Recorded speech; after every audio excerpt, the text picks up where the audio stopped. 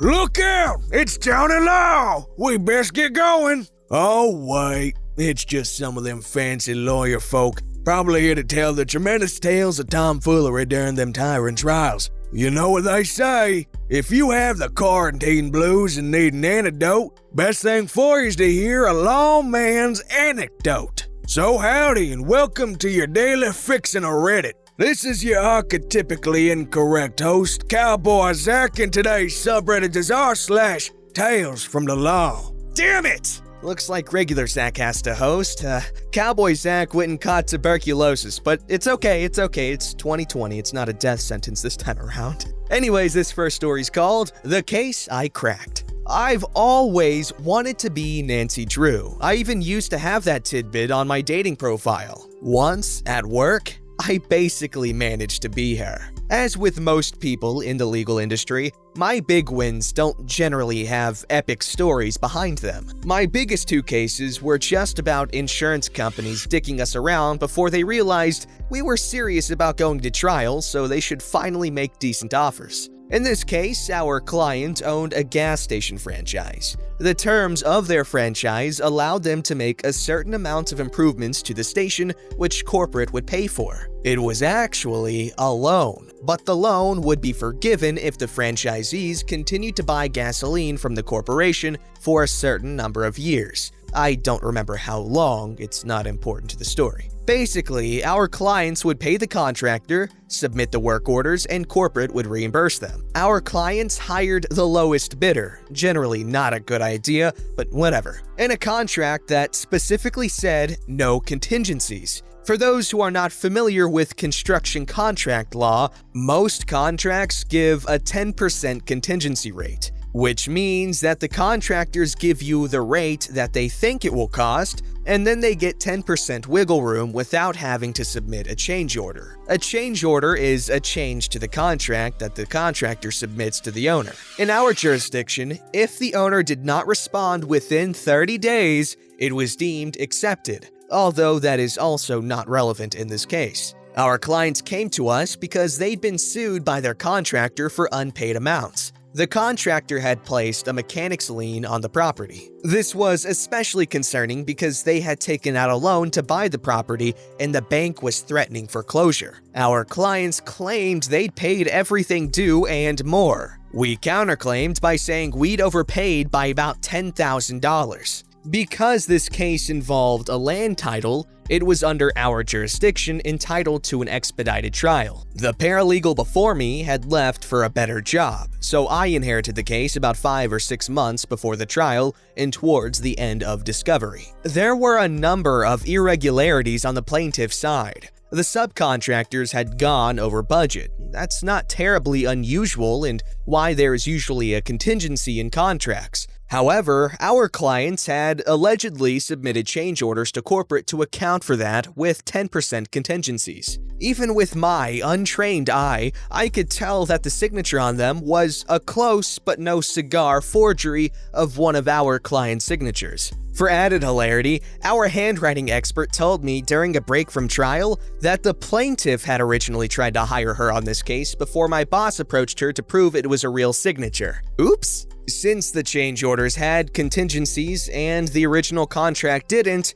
my bosses knew there was some fishy accounting going on. They believed that the contractor was getting kickbacks from the subs or inflating their costs. We subpoenaed the bank records. Generally, I tried to be very specific in my discovery requests, especially if I believe there will be an objection. But I suggested to my boss that I should just request all bank records since the start of the contract and let them object as overbroad. We could always narrow from there. To our surprise, there was no objection. As a side note, I always thought plaintiff's counsel was borderline incompetent. He always typed post-it notes, which annoyed me for no reason. About 2 years later, a giant scandal was unearthed, which, among other things, involved lawyers, judges, and HOAs. He was part of it and was one of the many who ended up committing suicide instead of facing trial. In hindsight, he probably wasn't doing a great job on this case because he had other concerns.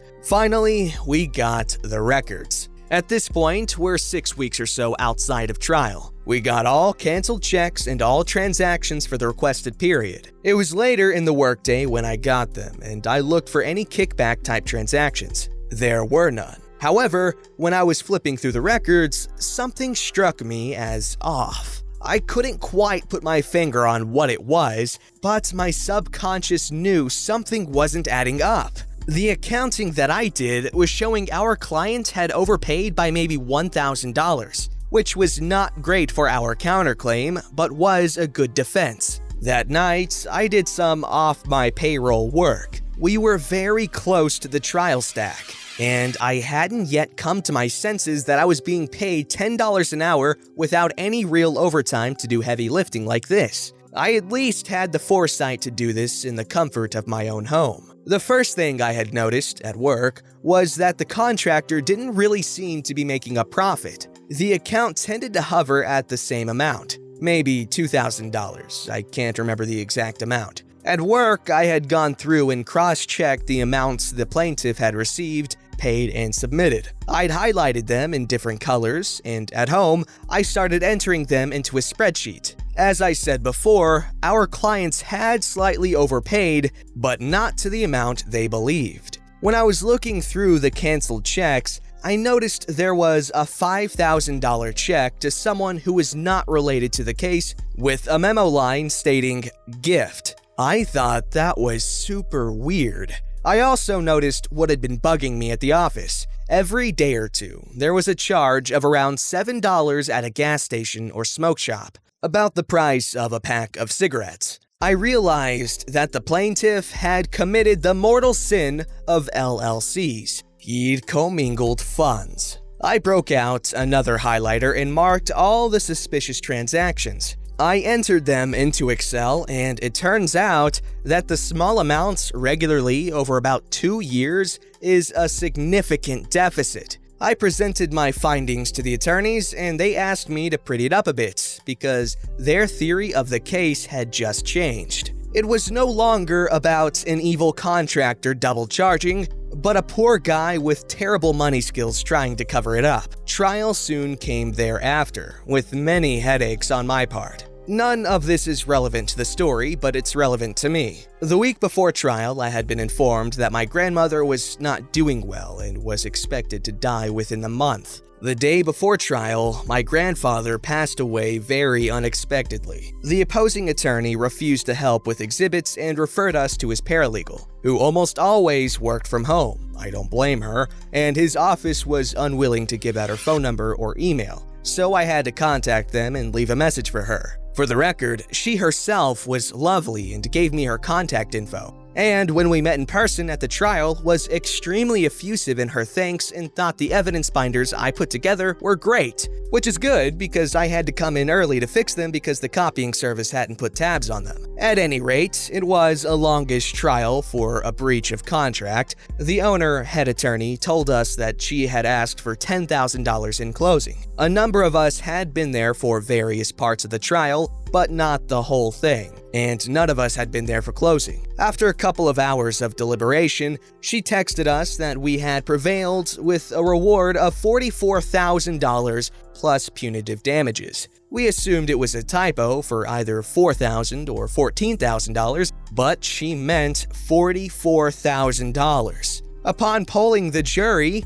they thought the plaintiff was committing fraud to cover up his personal financial problems.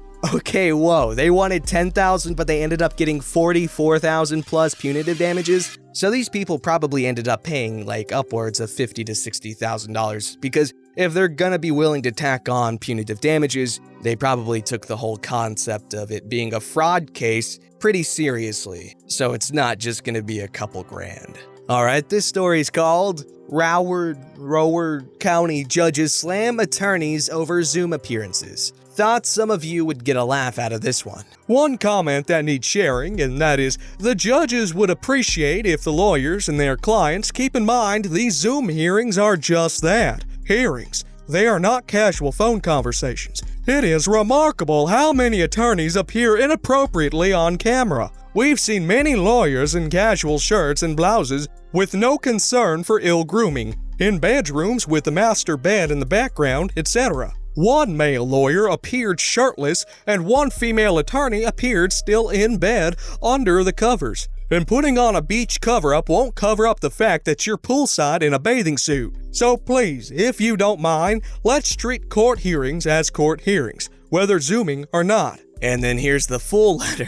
Brovid-19, a message from Broward County judges. First of all, speaking on behalf of the 90 judges in this jurisdiction, we hope to find you in good health, safekeeping, and not in financial distress. Without revealing anyone else's medical information, the spouse of one of our own is fighting Brovid-19, and we hope for good results. Clearly, the pandemic is no longer just knocking on the door. Of all the divisions in the courthouse deeply affected by the shutdown, family court has been the least affected because it had two aspects unique to it. First, it's a very high priority because of families in crisis and children in harm's way, and second, it doesn't involve jury trials. So, those of us in family have been running dockets, conducting both evidentiary and non-evidentiary hearings, and even trials. And we continue to do so. The criminal courts arguably have suffered the most disruptive impact for two reasons. First, it's extremely rare that any trial proceeds non-jury, and second, the clients have a constitutional right to be present for hearings. While Zoom can facilitate even final divorces, it is not logistically friendly to the demands of the criminal justice system. Now, the positive testing of some inmates in the jail system complicates matters even further. Time will tell when those courts can return to functionality. The civil courts have finally gotten the green light to begin using Zoom to run dockets and conduct hearings. They'll go to school on the lessons learned by the family judges and hope for a very smooth track ahead. Finally, evidentiary hearings via Zoom take additional pre-hearing prep work. For instance, send whatever exhibits you intend to introduce into evidence to both the court and to opposing counsel well in advance of the hearing. Uploading to supporting documents in the e-portal is optimal, email is secondary. And that includes documents, photos, and videos. You'll also have to coordinate third-party witnesses if they can't be on camera. They can't be sworn in by the judge and will need a notary at their location to verify identification and oath. Be aware, Zoom hearings take more time than in-person hearings due to lag time and audio capacity, coming online and people talking over each other, which challenges the responsibility to make contemporaneous objections. Often, lawyers are not looking at their screens but down at their files, their outlines and notes, or simply out the window and cannot see the judge is hollering, "Stop, stop," because an objection has been made and the audio stays with the witness rather than obeying the judge. If you need additional guidance, call the JA and ask ahead of time. Just don't say I told you to. If all this sounds like a challenge, it is, but there is no such thing as an objection to Zoom. That having been said, I for one will not conduct a 2-week expert-laden, hotly contested trial via Zoom. I will reschedule that one for late summer or early fall, if we're lucky. At the end of the day, we conduct these hearings as best we can, knowing we're running on one of those miniature spare tires we pulled from the trunk rather than a real tire. But it will take us to where we need to go if we decrease our speed and increase our caution and shorten our trip. Resolve as many issues as you can through negotiation and then buckle up. We'll get there, but it may get a little bumpy on the way. Please stay safe and healthy and lucrative. Judge Dennis Bailey. Okay, that was a good little letter. That was a real letter by a real judge, Judge Dennis Bailey. Also, I'm sorry that my judge voice or attempt at a weird judge voice turned into a weird half-baked Hank Hill impression. But that was not my Hank Hill, okay? I can do a pretty decent Hank Hill, but I'm not gonna do it because if it isn't that good, like I think it is, everyone's gonna call me out on it for being bad at doing a Hank Hill voice, and I'm gonna cry. I'm just joking, obviously. I'm not gonna cry over someone making fun of a bad impression. I'll just retire. But also, let me say, keep up the good work, Judge Dennis Bailey. And you too, Judge Joe Brown. I love you. Judge Joe Brown! Also, Judge Judy with that dump truck! This story's called Man's Got Hoes in Different Time Zones. Used to work in a small personal injury law firm. My job was dealing with people's cars and insurance companies, getting their damaged belongings reimbursed, getting adverse driver's insurance comps to accept liability, arranging for cars to get repaired, etc. We had a client once who got in a really bad accident. He was rear-ended on the freeway and the passenger, a female coworker, died, while he got a really bad head injury that required extensive surgery. Important thing to remember, the client and his coworker are both from mainland China and aren't American citizens. I think they were here on a green card or a student visa. His mom is my main point of contact because the client was pretty much out of it due to his injuries. We had the signed power of attorney form. His mom calls me one day and asks how they might go about retrieving their son's belongings from his car, because it was all taken to the tow yard and they haven't had a chance to get it. Like his textbooks, laptop, passport, all his important stuff is supposedly in his car. I give her the tow yard's info and tell her to bring any form of her son's ID that she can, and a copy of his auto insurance card, and I'd give the yard a call in the meantime to explain the situation, since they normally don't release anything to people whose names aren't on the title or insurance card. She gives me a call back a while later and says that the tow yard told her that some lady had already come to pick up her son's belongings. She has a name but doesn't know who this woman is. She also got a phone number, I forget how, but when she called the number, the woman who answered claimed she had no idea who her son was and had no idea what she, the mom, was going on about. I gave the yard a call and they wouldn't give a name, but they confirmed that the woman produced a valid driver's license and her name matched the one on the insurance card. I called the insurance company and they confirmed that the woman was indeed on the policy, and the adjuster confirmed that they wouldn't add a rando or just some friend onto the same policy as the client. So they must have had some kind of formal relationship. I tried calling the number myself, but it's been disconnected. Weird. At this point, I'm figuring that the client had some kind of secret girlfriend that he didn't want his mom to know about. Because how else would some random woman know that this guy got in an accident, know where his car is, produce the appropriate documentation, and take all his valuables? So I get his friend, who was helping the family and knew what was going on, to give the phone to the client while his mom was out of the room. He was awake and lucid at this point, so I can try to figure it out. No dice. He's insisting that he has no idea who this woman was either. His friend tells me that he thinks the client might still be fairly out of it, since he just woke up and was having memory issues. Okay. I tell his mom that they might need to file a police report because I was hitting dead ends. She understood. A while later, we get his medical records from the hospital, and a coworker who was reviewing them told me to go look at them because she thought there was something in there that might shed some light on the mystery woman situation.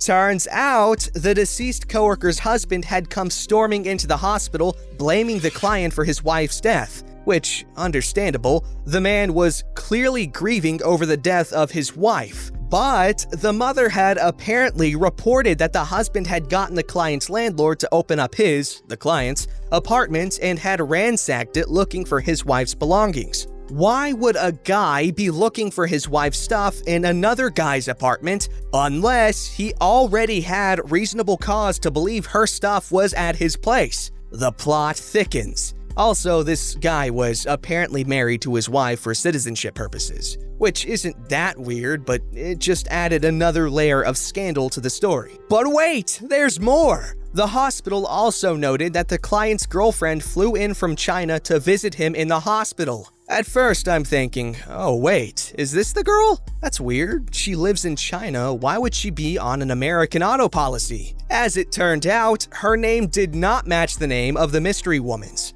The plot is now thicker than pitch. We never did find the missing items or figure out who the mystery woman was, but general consensus was that this guy had at least 3 different girls going on at the same time. One of them married and one of them living in an entirely different country. Okay guys, cheating is bad, it's horrible, one of the worst things you could do to a person. However, when you remove the personal element of cheating, it can be kind of funny.